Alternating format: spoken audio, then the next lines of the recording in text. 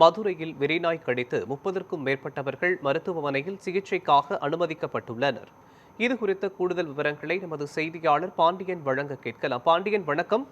மதுரையில் தெருநாய்கள் கடித்து 30க்கும் மேற்பட்ட நபர்கள் மருத்துவமனையில் அனுமதிக்கப்பட்டிருக்கிறார்கள். அவர்களுக்கான சிகிச்சை தற்போது என்ன நடைபெற்றுக் கொண்டிருக்கிறது? தெருநாய்களை கட்டுப்படுத்துவதற்காக மாநகராட்சி நிர்வாகம் சார்பில் என்ன நடவடிக்கை மேற்கொள்ளப்பட்டிருக்கிறது பற்றிய விவரங்கள் என்ன, சொல்லுங்க.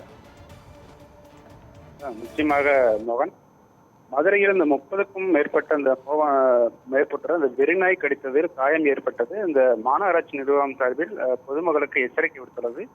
மதுரை மாநகரில் ஆரப்பாளையம் புத்தப்ப பகுதியில் இருந்து பெரியார் பேருந்து நிலையம் நோக்கி சென்ற அந்த வெள்ளை மற்றும் செவலை நிறம் கொண்ட நாய்கள் அந்த வழியில் சந்தித்த அந்த பொதுமக்களை அடுத்தடுத்து கடித்ததாக தகவல் வெளியாகியுள்ளது. இதனைத் தொடர்ந்து அந்த நாய்க்கடியால் அந்த காயமடைந்தவர்கள் மதுரை அரசு ராஜாஜி மருத்துவமனைக்கு சிகிச்சைக்காக சென்றுள்ளனர்.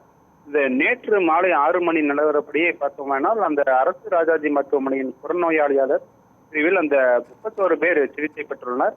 இதில் இந்த 26 ஆண்கள் மற்றும் 5 பெண்கள் அனுமதித்து வந்தனர். இந்த காயமடைந்த அனைவருக்கும் வெறிநாய் தடுப்பூசி மற்றும் ரேபிஸ் இம்யூனோ இந்த குளோபுலின் செலுத்தப்பட்டுள்ளது. மேலும் இந்த 4 பேருக்கு தையல் சிகிச்சை மேற்கொள்ளப்பட்டுள்ளதாக மருத்துவ நிர்வாகம் சார்பில் தெரிவித்துள்ளது. இதனிடையே இதுவரை அந்த அரசு ராஜாஜி மருத்துவமனை அந்த அவசர சிகிச்சை பிரிவில் மொத்தம் 45 பேர் நாய்க்கடி தொடர்பாக சிகிச்சைக்காக வந்துள்ளனர்.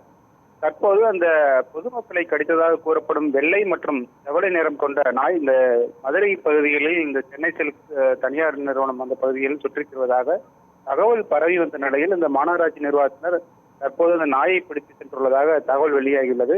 எனவே இந்த பொதுமக்களை எச்சரிக்கையுடன் இருக்கவும், நாயை கண்டால் அதனை நெருங்காமல் உடனடியாக அந்த மாநகராட்சி அல்லது காவல்துறையினருக்கு தகவல் தெரிவிக்கவும் என அறிவுறுத்தப்பட்டுள்ளது.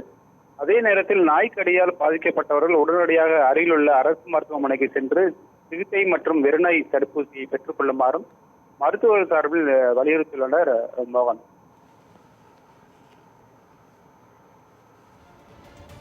பாண்டியன், சென்னை மாநகராட்சியில் தெருநாய்களுக்கு ராபிஸ் தடுப்பூசி போடப்பட்டு வரும் சூழலில் மதுரை மாநகராட்சியிலும் 30க்கும் மேற்பட்ட நபர்களை கடித்திருக்கக்கூடிய நாய்களுக்கு ராபிஸ் தடுப்பூசி போடப்பட்டிருக்கிறதா?